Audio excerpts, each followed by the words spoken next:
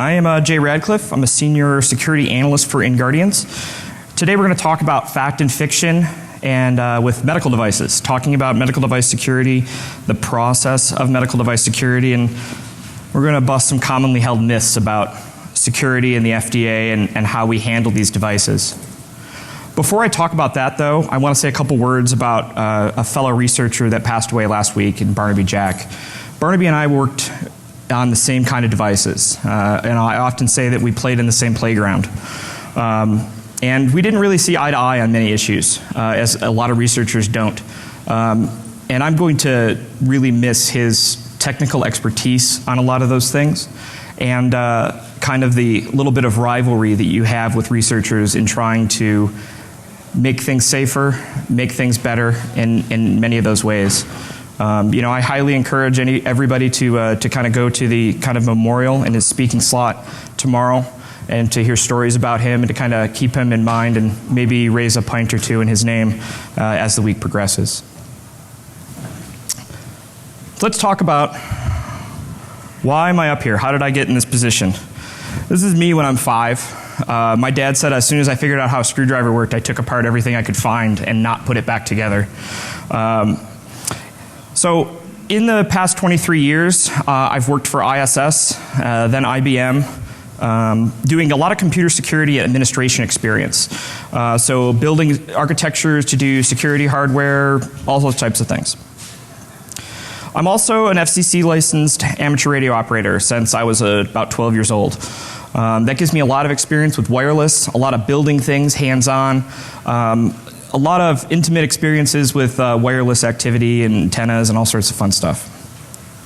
I have a bachelor's degree in criminal justice pre-law, and I have a master's degree from SANS in information security engineering. As a patient, I was diagnosed as a type 1 diabetic on my 22nd birthday. I've been using an insulin pump for a little over 12 years. And I've had the pleasure of wearing over 7 medical devices in my diabetic career, from different insulin pumps, CGMs. That doesn't even count the various glucose meters and other diabetic hardware that I've collected as well.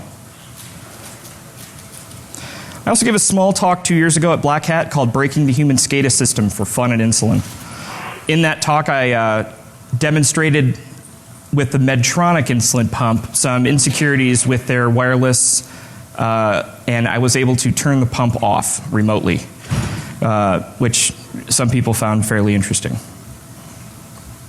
Why do you care about this talk?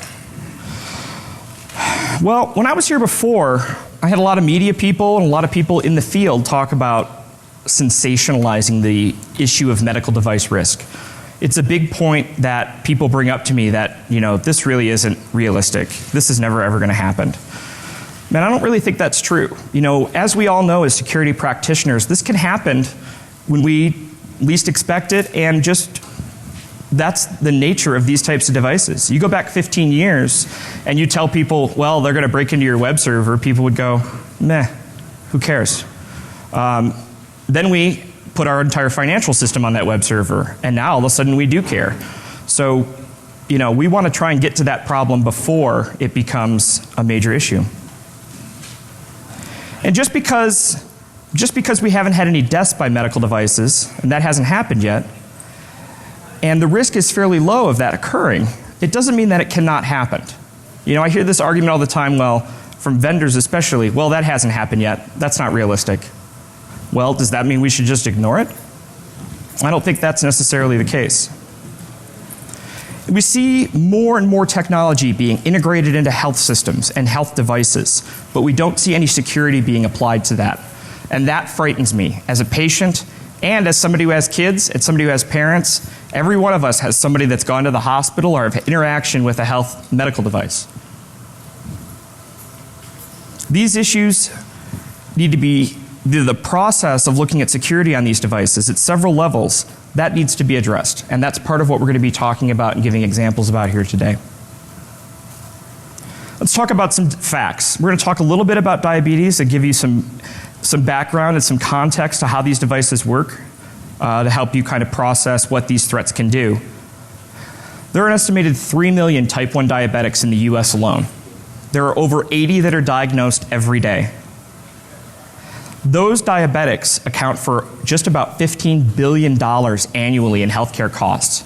This is a very big medical field, and a lot of money is there being processed, or not being processed, but being spent on diabetic devices and diabetic equipment. There are over 500,000 insulin pumps that are in use worldwide right now. Some of them as old as 15 years, some of them as new as they came out last week.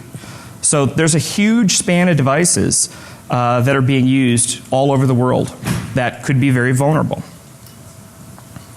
There are two types of diabetics. The first is a type 1 diabetic. Type 1 diabetics don't produce any insulin at all. Their pancreas is kaput. This used to be referred to as juvenile diabetes, but now we see this coming up in people in their 20s, and I've even met people in their 40s and 50s who have been diagnosed with type 1. So we don't really call it juvenile diabetes anymore because the disease has grown much further than that.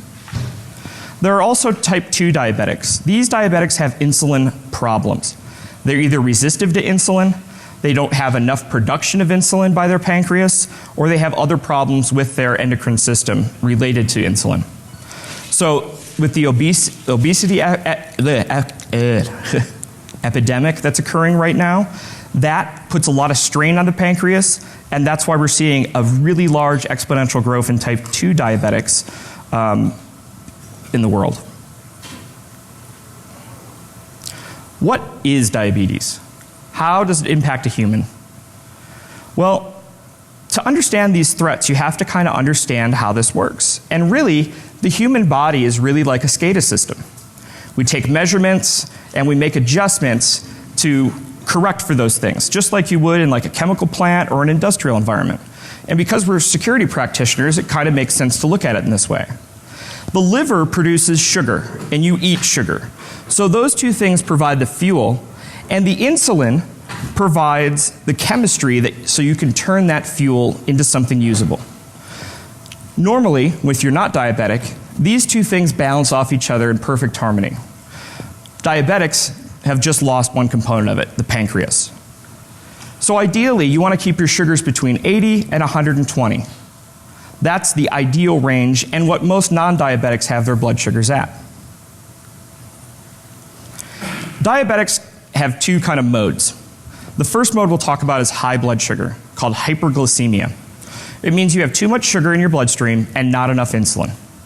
So let's say I eat a Snickers bar and it has 32 grams of carbohydrates in it, and I totally blow off putting any insulin in my body for it. My sugar is going to go up 200 points in about 45 minutes because that sugar gets into my bloodstream and there's no insulin to do anything to convert that into energy or to convert that into stored energy at all. In the short term, I'm going to have an excessive amount of thirst. The reason I have that thirst is the way the body gets rid of sugar in your bloodstream is through the kidneys.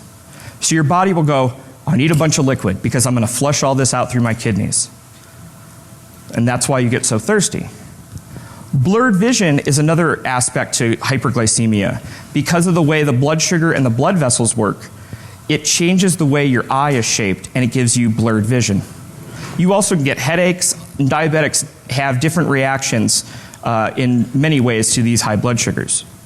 You also have energy problems because now you can't use the raw blood sugar in your system. Your body converts to burning fat.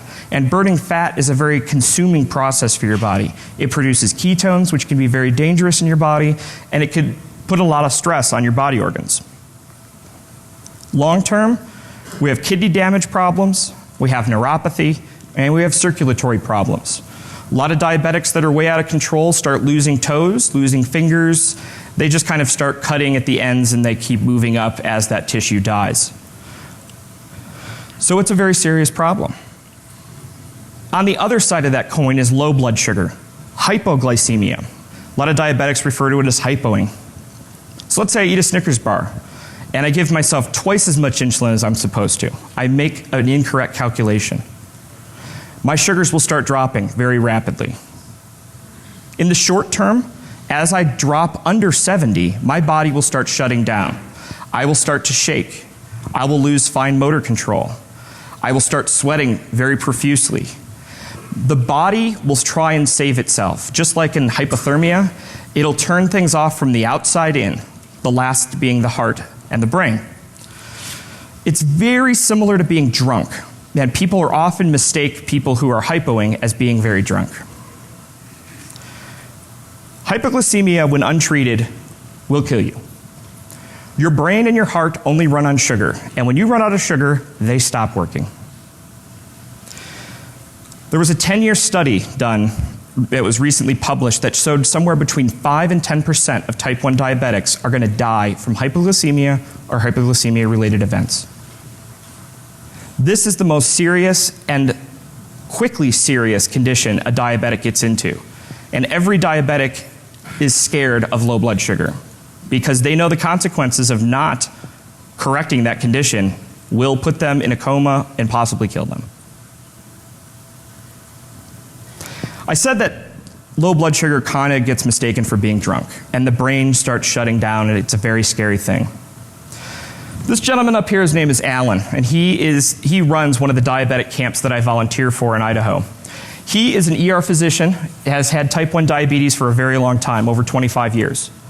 And I'm going to show you a little video of him right now when his blood sugar was under 40, to kind of give you an idea of what it looks like when a diabetic has a low blood sugar or hypo event.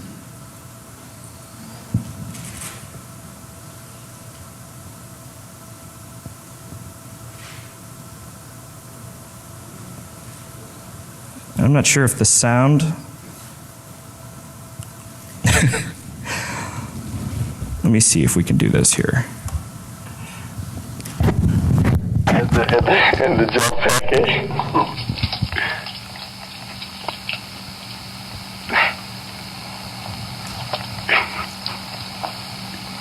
Eat your tabs. I ate my tabs. What do you want me to do now? Eat some more tabs, Alan. No, I'm putting my pants on. Oh, I missed. Alan, you stay seated. You're not putting pants on. Can I have your pants? No. Well, I need some pants. See, look, they're not on me. Alan. So that's Alan, and Alan, for religious reasons, doesn't drink. And a lot of diabetics choose not to drink because of the chemistry issues involved with it and because they can confuse it for low blood sugar, which is kind of dangerous. So how is the interaction between these medical devices that diabetics wear and the FDA? The FDA has the regulatory authority over medical devices in the United States. All medical devices go through this approval process by the FDA. This process is primarily for medical safety, right? So they look at the device and say, is this medicinally safe? They look at the medicine, they look at the way it gets delivered.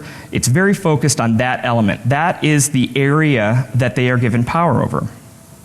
Now recently, last month, they came forward and said that there's going to be more scrutiny on the security aspects of these devices.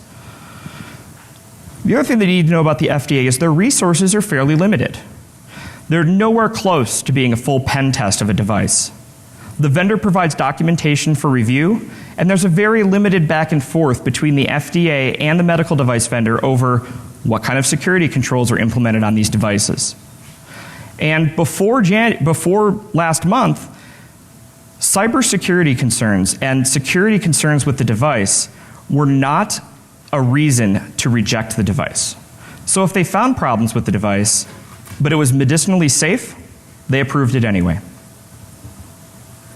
The other thing that's very important to know is that after the FDA approves the device, they have very, very little power to regulate those devices.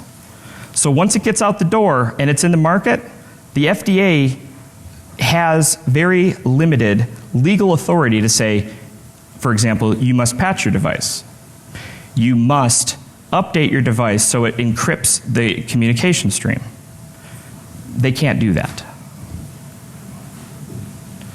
These medical devices are used by diabetics very heavily. They control hyperglycemia and hypoglycemia. For the past 2 years, these devices in the community, or the hardware community, has been researching these devices because there's so many of them and they're kind of prevalent outside of the hospital. Barnaby has looked at them, I've looked at them, Kevin Fu has looked at them. There are a lot of researchers out there looking at this particular class of device. After my talk 2 years ago, two congressional, a representative, a House of Representative member and a senator asked the GAO to do a report looking into who's responsible for the security mechanisms on these devices when they're approved. The report was published in September of last year, and it showed that nobody's looking at it. No regulatory agency is responsible for the security aspects of these devices. The vendor's responsible for it. The FDA looks at the medicinal side, the FCC looks at the transmitter and the technical side, but not the content of those transmissions. So it's kind of a big problem. The GAO report suggested that there should be a change in this, that somebody should look at it, but they stopped short of making any specific recommendations or specific actions that should be taken. The FDA made a statement that cybersecurity issues are going to be part of device review starting right now, starting in June. So these devices, as they go through the process now, are going to they're going to be looked at with the concept of computer security in mind, and they can be rejected on that, which is something that the GAO report recommended, not recommended that they do, but is in line with what the GAO talked about. But what exactly defines a medical device? We in the community throw that term around quite a bit. So I've kind of broken it down into three categories. The first category is an independent medical device. These are devices that stand alone and have embedded processors and code in them. Some of the examples would be an insulin pump, a pacemaker, an ICD, things that get embedded into our bodies. Right? And these devices have unique issues. They have very limited power. You can't go change the AA battery in your pacemaker when it's embedded in your chest.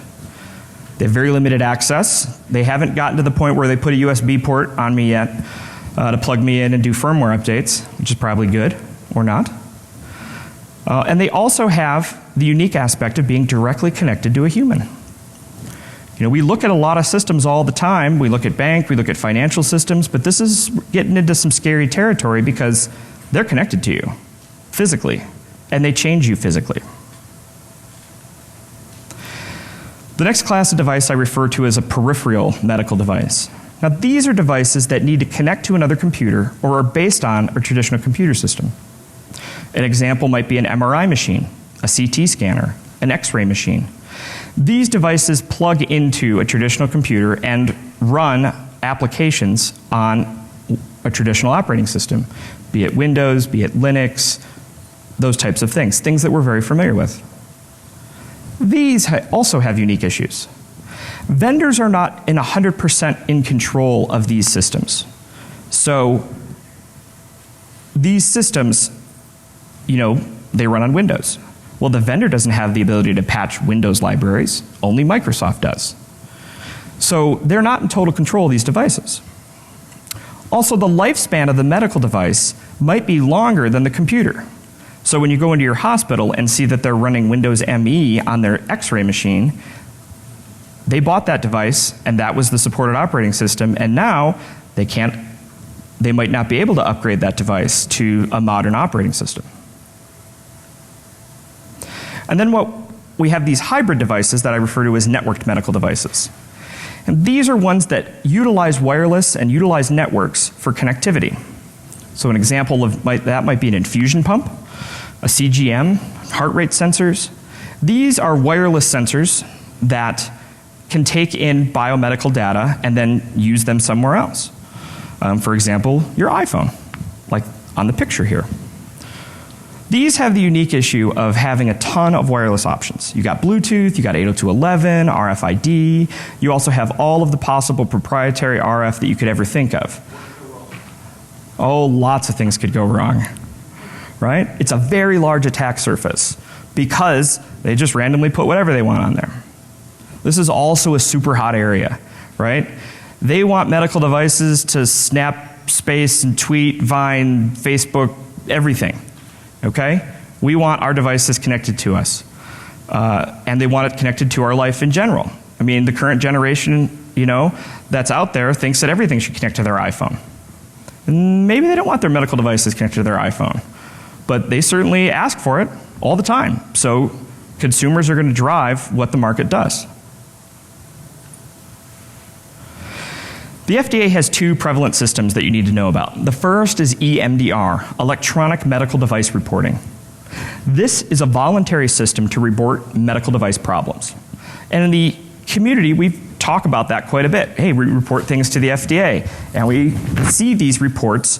They get put into a database, and the vendor's notified, and we have all those things. This database is called MAUDE. I always think of my grandmother when I think of MAUDE, but it's the manufacturer and user device experience. And there's been a lot of talks about medical devices using MAUDE, and we can see software bugs in MAUDE, and we can see medical device problems in MAUDE. But really it's just a database of adverse experiences, right? I looked up my insulin pump, which is an Animas ping, and I found thousands of entries in MAUDE for it. Now, for the purposes of InfoSec and device security, almost 100% of them are total junk. They are completely irrelevant and useless. I'll give you an example. This person, where the patient outcome was listed as life-threatening, dropped his insulin pump in the toilet. And he was very concerned and felt that he had high blood sugar because he dropped his insulin pump in the toilet. So he submitted an EMDR record, and that got put into MAUDE, and the vendor looked at the insulin pump and established that it was working perfectly fine. There are thousands of these records in MAUDE of users doing crazy crap and blaming it on their pump. And every time the vendor's got to respond to it. So let's talk about how this might work in the computer security field or a computer bug world. So I had an adverse experience. I had a severe hypoglycemic event in March. I had sub 50 sugars about 1 a.m. and I didn't need to go to the hospital. I probably could have gone to the hospital, but I was able to correct for it at home and get myself restabilized and all that. So that was very fortunate. But the next day, I was like, something didn't sit right. I don't typically hypo that hard. Something just bugged me about it. So I went back and I pulled my history, and I looked at the history, and I found that I over-bolused by 8 units. And this is a very substantial amount of insulin. This is a lot of insulin. And I was like, that's crazy. How in the world did this happen? I was shocked. So I went over the history, and I'm looking at all the things I did, and I'm thinking about it, and I'm like, I did change the battery.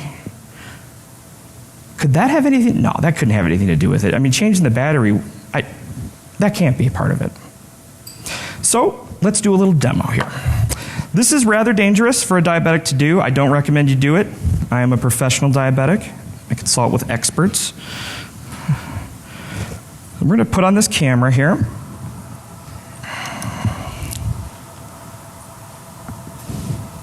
Let's see. Can you guys see that? Is it upside down? Awesome, it corrects for me. This is my insulin pump. I've had it for a little over, it'll be about 2 years next month. So the insulin pump remembers exactly how much medicine I have in my body. That's its job. It's its major role in life, really. And you can look at that through the status screen. It'll say IOB. That top line there that says IOB, I have 5.5 units of insulin in my body right now. And to kind of give you a short little example, I took my blood sugar right before this talk. So if I say, go into the wizard, and let's say blood sugar, and my blood sugar is very high right now, which is bad, but it's needed for the demo. My blood sugar was 342. And it should be 110. So it knows, and it does the calculations, and it yells at me. All right, that's what I want to do. It does the math, and see it. To correct for that, I would take 8 units. But I have 5 units in my body still. So it would like to give me 2 units of insulin. That makes sense.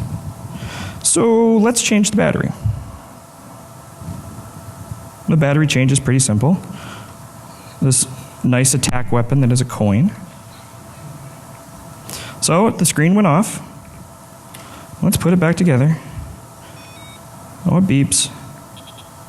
Okay. All right, verify the time. Yep, it's still the time that it was 2 seconds ago. Go to the menu, go to this, blood glucose, yeah. Hold on a second here.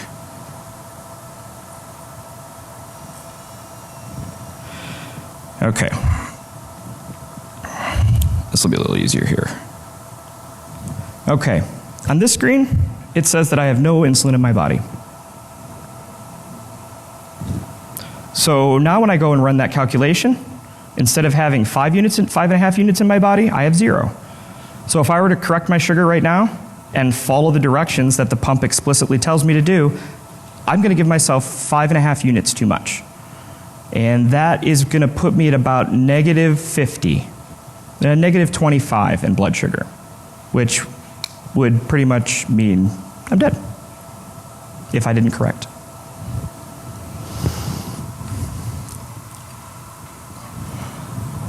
What this looks like when I submitted the bug report is this. The IOB shows 6.05 units, and it wanted to give me 5 units to correct, very similar to the correction I showed you. After the battery change, 10 seconds later, it wants to give me the full 11 units. What this tells me is that they're not keeping that information in non-volatile memory. So when you change the battery, it just forgets it. I tested this on every brand of insulin pump I could get my hands on. I have over 5 of them actually, and no other insulin pump acts like this. I was really floored by it. I thought, wow, this was something crazy that they overlooked.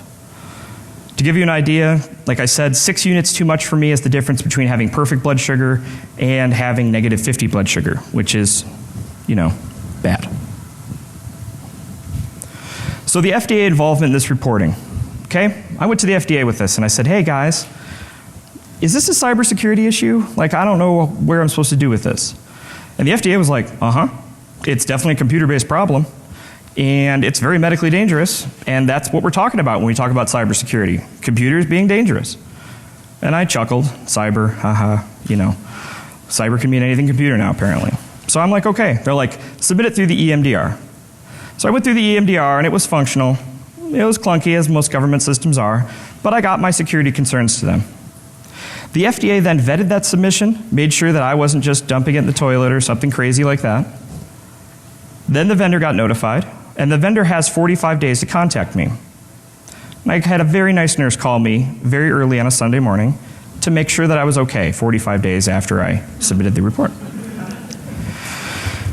So I talked to the RN and she was like, we say that in the manual. And I was like, what? So I pull out the 400-page manual, and sure enough, on page 72, there's one sentence that says, when you change the battery, it'll forget all this stuff. Oh, really? Okay, well, okay. So you almost killed me. And actually, I looked through my history, and it happened twice in the last 6 months, which is as far back as the insulin pump history goes. So I was like, okay. So I asked the RN, what are you going to do about it? And she was like, what do you mean, what are you going to do about it? I said, well, this is a problem. Like, you're going to fix this? She was like, well, that's out of my, that's above my pay grade. So we escalated it to the PR people and the engineering staff.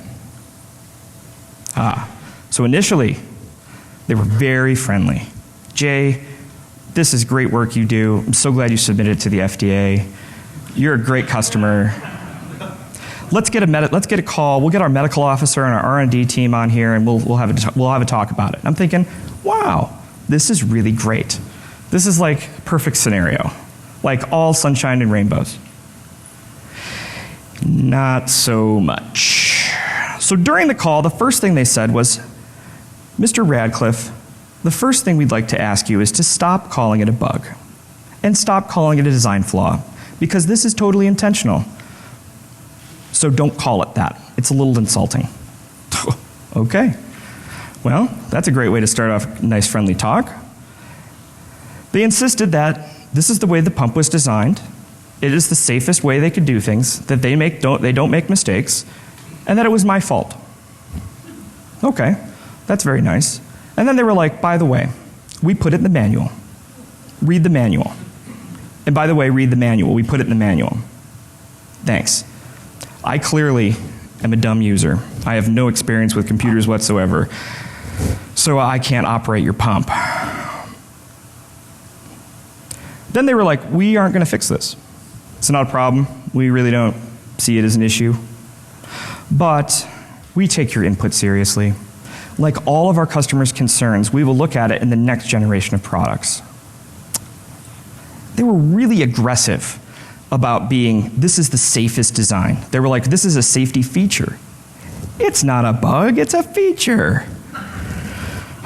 But when pressed, I said, what scenario is that designed for? And they were like, you know, diabetic scenarios.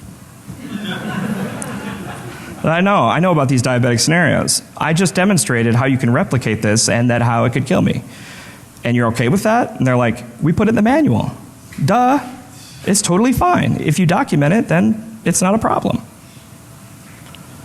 Oh, then they were like, oh yeah, even if we wanted to fix it, yeah, we got to go through all this regulation, and that could take who knows how long, you know, because it's got to go through the full review cycle again. And I was like, all right, here we go.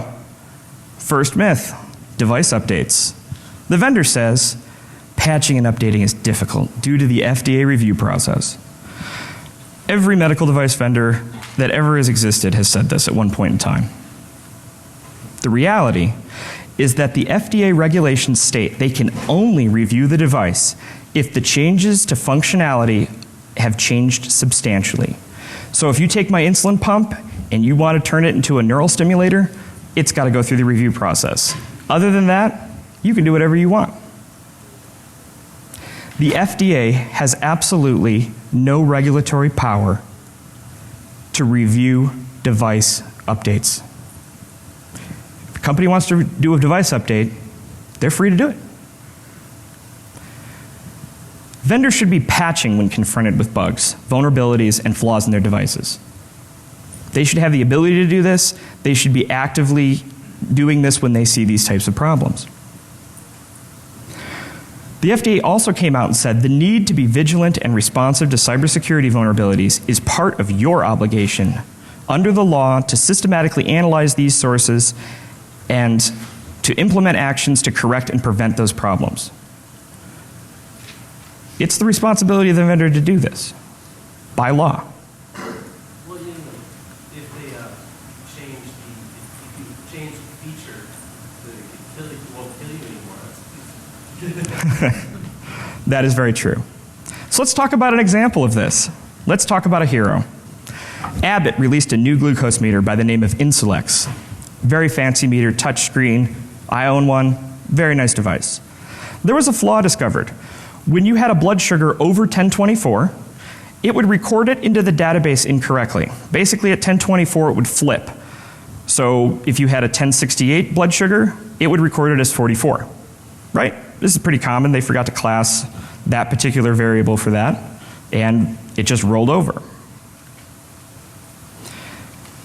After it was reported a month later, in April 2013, they conducted a voluntary recall where you went and downloaded a firmware update. You plugged it in with the USB cable, and boop, firmware updated. Took you all of 2 minutes. I actually performed it on my meter. It was very smooth. It worked very, very well.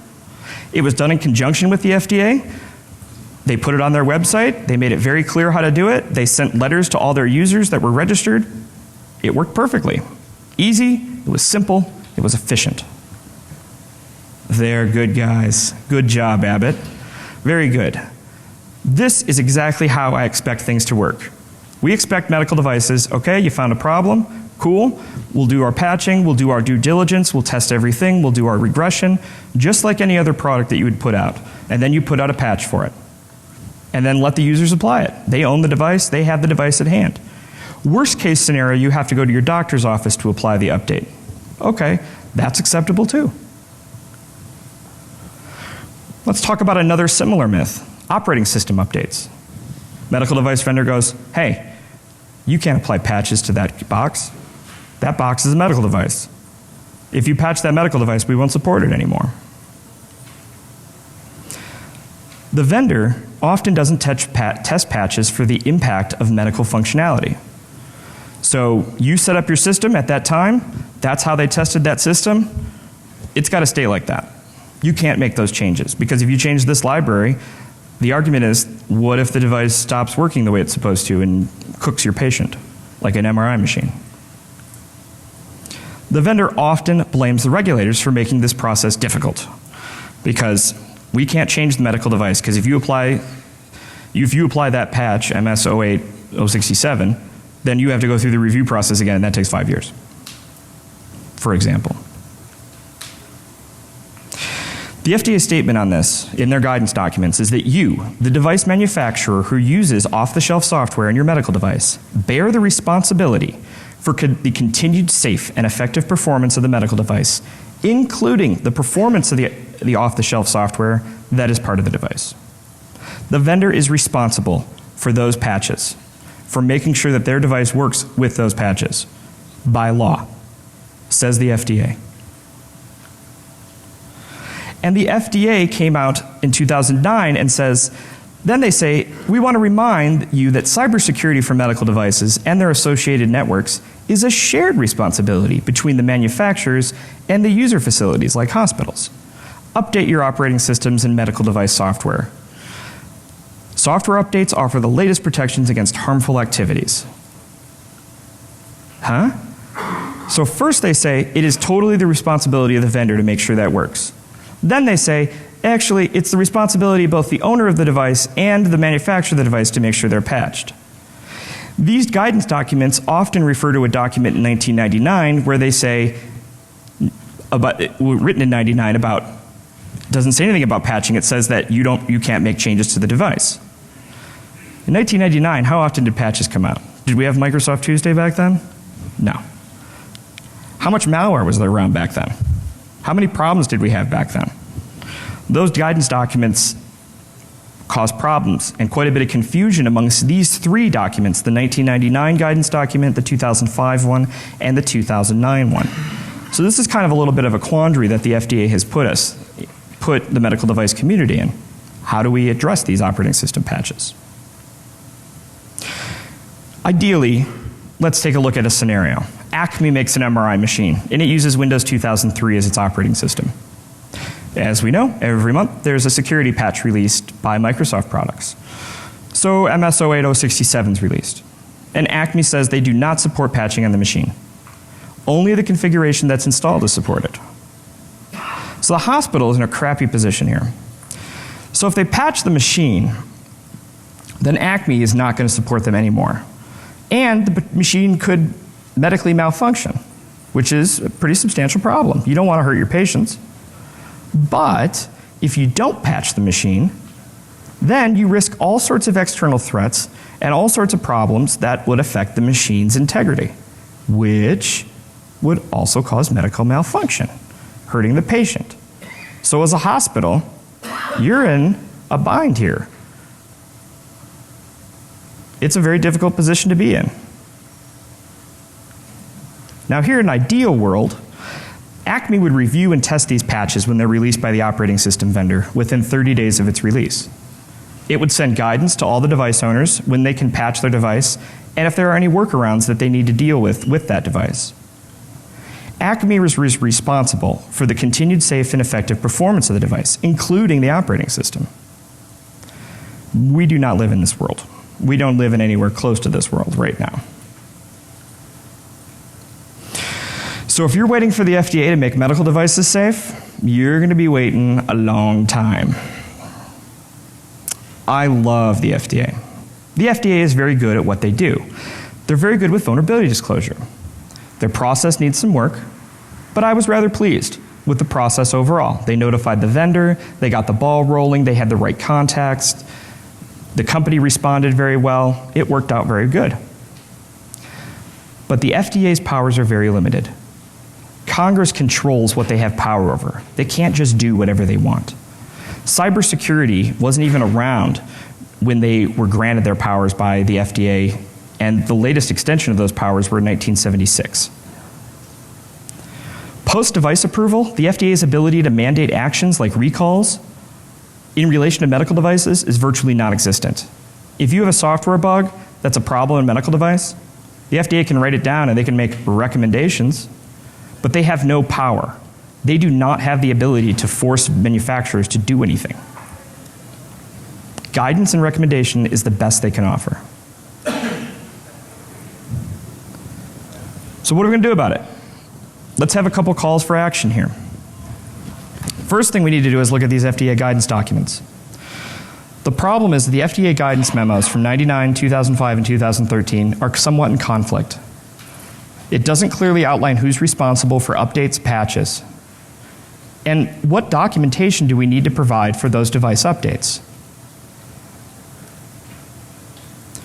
My recommendation is to require a 501(k) or a PMN, those are the two ways you can get a medical device approved, to have a supplement for software updates.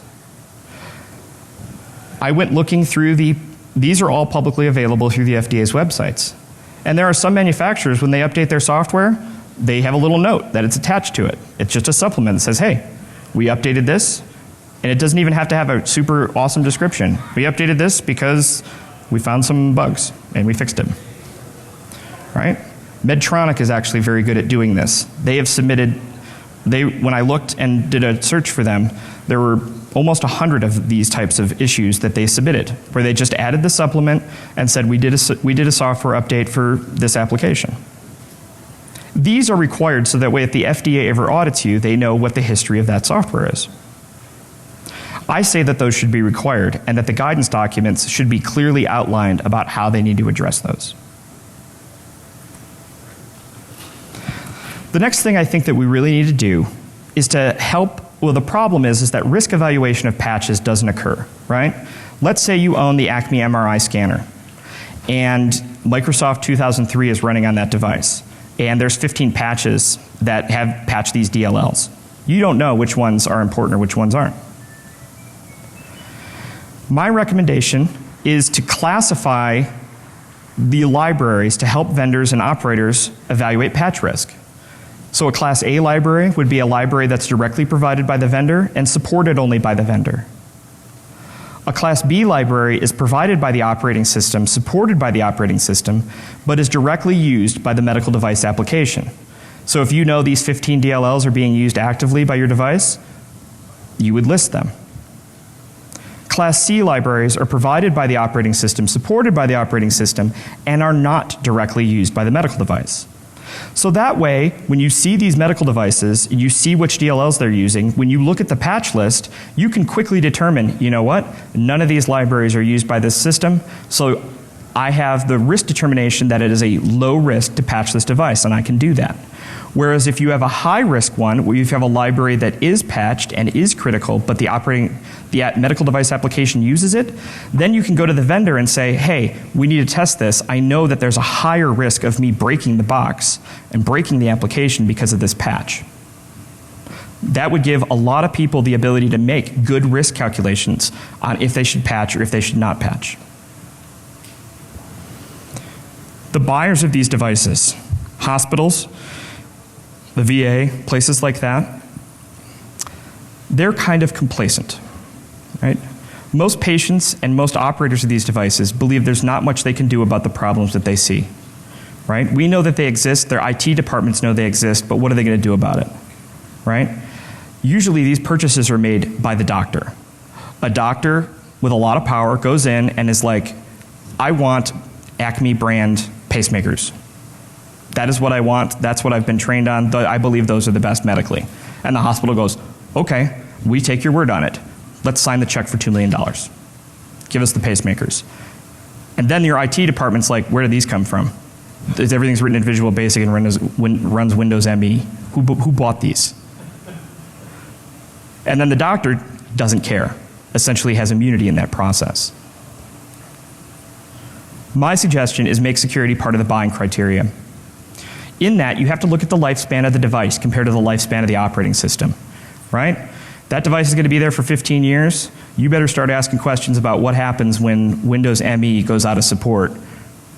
Is the medical device vendor prepared to upgrade to Windows 98 or Windows 7 or whatever their plan of action is for the next operating system, or are they just going to ditch it on you? You got to ask hard questions about patches, about updates, about third-party security. Hey, we run Acme brand antivirus software. Is that okay with you guys? Is that a problem? Because we're not going to buy it if we can't do that. How do you do patches? How do you handle patches? Can this device be updated? Because that would be a good thing to know if you can update your device or not. Involve IT groups or outside consultants in the purchasing process, right? Get your IT department in there. So that way they can look at the device and go, okay, we can tolerate that. And they'll know what kind of questions to ask. Like, how to get it on the network? Does it support WPA? Can we do a firmware update? Things like that. They're going to ask those questions, and you need to pay attention to the answers. Because ultimately, it's going to cost you money if it doesn't. Also, contact the vendor. Submit EMDRs when you have problems, right? Use the process that's there. It does do its job. It is not perfect, but it is something that we have, and it is something that we can leverage to make things better. A couple final thoughts. I saw a patent application when I was doing my research for this. A portable medical device, which is preferably a wearable insulin pump, is provided with a web server and is controlled over a network by a browser-equipped client.